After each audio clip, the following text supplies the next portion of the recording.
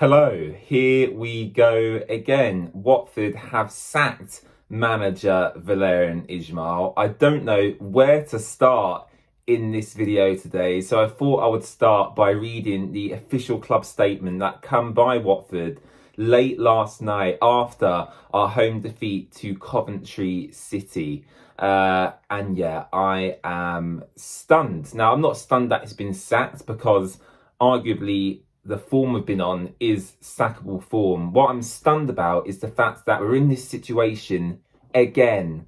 And I am really frustrated, disappointed, and concerned now really about what is happening with our football club. So I'll read you the official Watford club statement now. As I just mentioned a moment ago, it's not a very long one, and it doesn't actually attribute the statement to a specific person. It's just done as a general statement, not by Duxbury, not by Gino.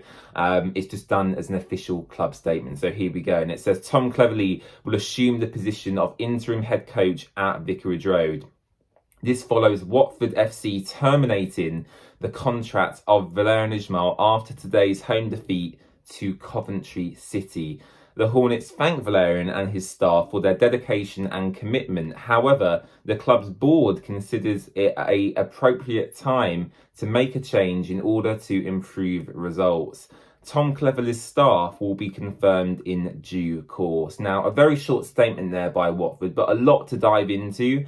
Firstly, Tom Cleverley taking up the interim role of head coach at Vicarage Road. I think that is a good move, arguably a sensible move. He's done fantastic work with the under-18s this season, winning lots of games and scoring lots of goals. They've had some fantastic results. So I think for me, Tom Cleverley is someone who clearly knows the club. He's played for the club over a sustained period of time and captained the club at points as well. His English, his homegrown, he knows what the fans are about. So I think the appointment of Tom Cleverley for me as interim is positive. The negative is, of course, he doesn't have any experience managing at championship level. So it's a huge step up, obviously, from managing arguably kids really to championship football at Vicarage Road. So I do feel sorry for Tom in that regard, having to make such a big step up at this early stage in his career. He's only still 34 years of age. Remember, he retired earlier this season due to the injury he picked up last season in the championship. So all the best for Tom, of course, wishing him all the best in the role. Just concerned that it might have come too much too soon, and his work with the under-18s now will be hindered due to the fact he's had to make that step up to the first team. Of course, the next part of the statement says Watford FC have terminated the contract of Valérien Ismaël after today's home defeat to Coventry City. Now, let me take you back to earlier this season when, of course, we signed Valérien Ismaël as Watford head coach in the summer. And we got to around October time when Watford announced he'd actually signed an extension to his contract, which he only just signed in the summer, which now seems to be a terrible, financial decision for the club because, of course, as we have terminated Valérien Ismaël's contract today, he and his staff would then need to be paid off, and goodness knows how much compensation we would have paid to managers over the past 5, 6, 7 years even. It's crazy to think how much money we've spent on recruiting head coaches. So a word on Valérien Ismaël, of course. We need to discuss the recent run of form because it's not been good. No home league wins since the 28th of November. 1 win in 9 league games now in total for Watford. And it's not the form of a club of our stature, really. Yes, you could argue in terms of fan base size, we are a championship club. However, when looking at Watford's recent history in the Premier League, you'd think Watford would want to be striving for more than we're achieving on the pitch at the moment. And don't get me wrong, I completely agree with the sentiment and the fact that Valérien Ismaël has not been backed adequately in the transfer market with quality and championship proven players. But even still, I do think he has enough there in the squad to get more out of them than he has been doing. Couple in with the fact that we've had comments from Wayne Andrews after the past few weeks over perhaps the way his son has been treated. Of course, we had the substitutions of Ismail Kone and Kayembe just 20 minutes into the match a few games ago, which has obviously hindered their confidence, I would assume, as well. And it leads me to maybe believe he may have lost the dressing room at some point as well. And obviously, the decision has come very quick after the defeat to Coventry City, on the same day, in fact, which means the decision has clearly been in the club's hierarchy's mind for quite a while now. So I think for me, I'm really disappointed, because I firmly believed myself we could build something meaningful and wonderful potentially under Valérien Ismaël's leadership and guidance. And now, again, the club has been thrown into disarray with another sacking. And let me just list to you quickly the amounts of managers Watford have had in the past few years, because it does not make for pretty reading. So Tom Cleverley is Watford's 12th manager since September 2019. I'll reiterate that one more time. Tom Cleverley is Watford's 12th manager since September 2019. And I'll reel them off for you now. So obviously we had the return of Quique Sanchez Flores. Hayden Mullins then took charge on an interim basis, as has Tom Cleverley at this moment in time. Nigel Pearson then came in. After Nigel Pearson, of course, our favourite person, I'm joking, of course, Vladimir Ivic. Then Xisco Munoz come in after Ivic to send Watford back to the Premier League during, if you remember, that COVID season. Claudio Ranieri then took charge of Watford in the Premier League after Xisco got sacked after just 4 games. Then came in, again, one of our favourite people, again, I'm joking, of course, Roy Hodgson. What a miserable time that was at Watford, Roy Hodgson coming in.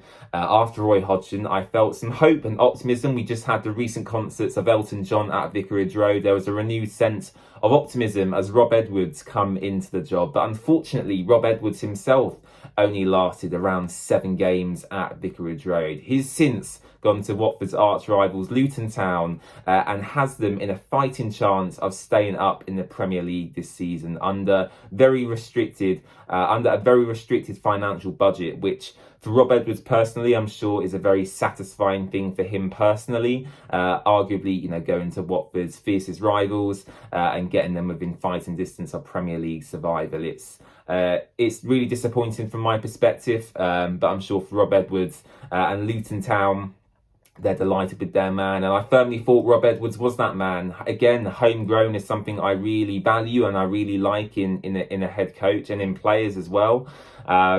And yeah, he's gone to Luton. So we'll leave that there. Let's see what happens with Luton towards the end of this season. After Rob Edwards comes Slavan Bilic. And after Slavan Bilic come Chris Wilder at the end of last season. Then, of course, Valérien Ismaël took charge of Watford in the summer. And he's now been sacked. And Tom Cleverley is officially Watford's 12th manager since September 2019. How insane is that list?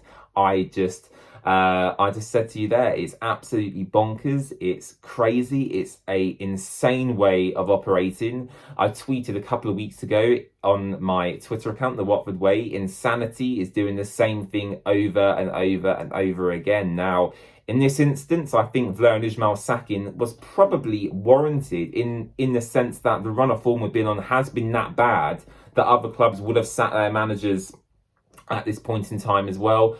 Couple that into the fact that Watford could potentially get dragged into a relegation battle if results don't go our way. I clearly think, again, it's a panic move. They could have stuck with Valérien until the summer and then reassessed from there. That's what I've been saying personally myself for the past few weeks.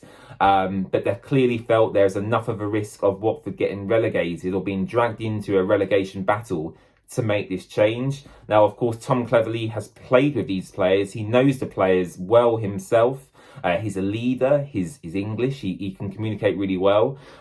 So again, I do think it's potentially the right move. I wouldn't have wanted to appoint our new manager at this moment due to the instability around the club. I think it's ideal for a new manager to come in the summer and have a whole transfer window ahead of them. The final point on the statement I want to talk about today is the fact that Tom Cleverley's staff will be confirmed in due course. Now, that's an interesting statement. Firstly, because clearly the club were not prepared to make this change, because if they were, we would know who his staff were already. So it's obviously come as a shock, as I mentioned earlier, to Tom himself, I'm sure.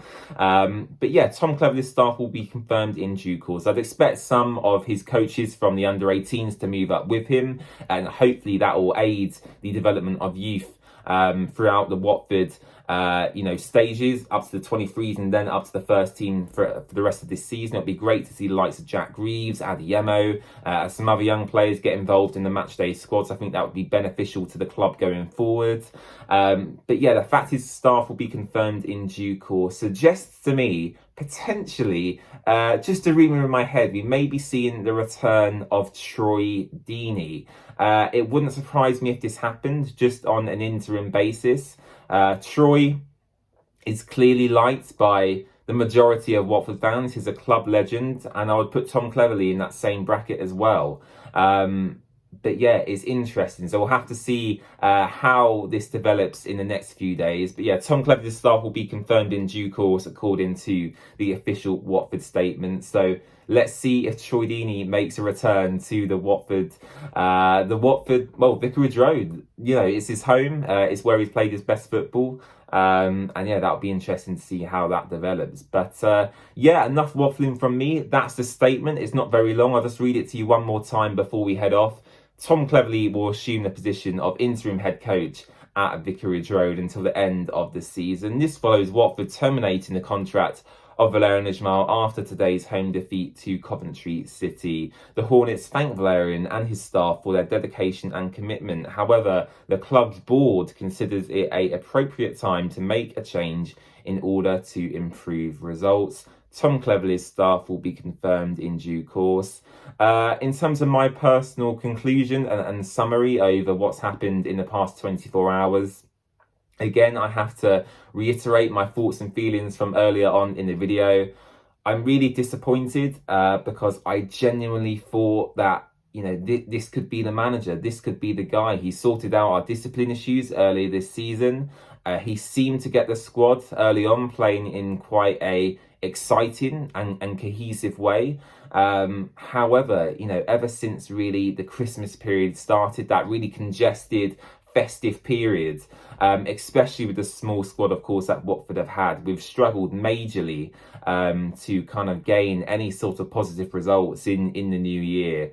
Really, the only positive result was QPR away, and that was back in January, I believe. So it's not been great. Was the form sackable? Yes. Would I have personally sacked him if I was the owner of Watford? I wouldn't. I would have waited until the end of the season. Of course, you guys may have different opinions to me, and by all means, put them in the comment section down below. But I feel like we're back to square one here. And what manager is going to come in and go?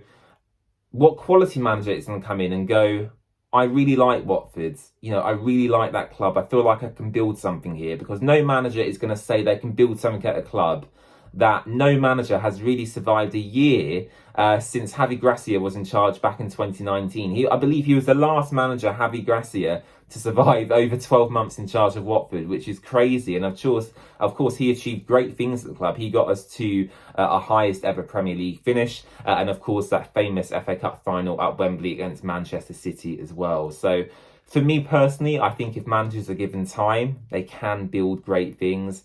If they're given 8 or 9 months, I firmly believe that it's an impossible job, and it will be for the foreseeable future whilst Gino Pozzo is in charge of Watford. So that's where I'll leave the video today. Thank you so much for watching. I really do appreciate your time. There will be a podcast episode coming out during the week where we discuss more in depth about the situation at Watford and what's going to happen going forward. So keep an eye out for that longer extended video that is due to come out during the week. Please don't forget to subscribe to the channel as well. I'll still be here, of course, discussing the antics and ongoings at Watford moving forward. I'm your consistent base and Watford sack managers around me. View me like that. But yeah, there we go. Thank you so much for watching, and I'll see you next time. Bye-bye.